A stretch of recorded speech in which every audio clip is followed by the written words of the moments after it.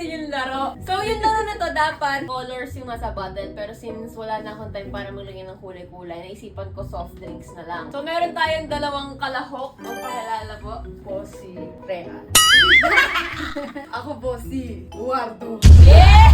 So, i-explain natin yung mechanics ng laro. Madali lang to, easy money lang to. Hulaan nyo lang kung asan ko nilagay yung mga soft drinks. Kunwari, eto, lalagay nyo dito. Kunwari, tama kayo ha. Kunwari lang, hindi ko sinasabing tama. Pag sinabi kong tama, meron na kayo agad 500 pesos. Eto yung pinaka-twist dito guys ha. Malaki yung chance ng mauna. Kasi kunwari, mauna ka. Tapos, may tama mo lahat ng isang patungan. Yung 3,000 gagawin mo 6,000 pesos! Kaya malaki yung chance ng mauna. Pero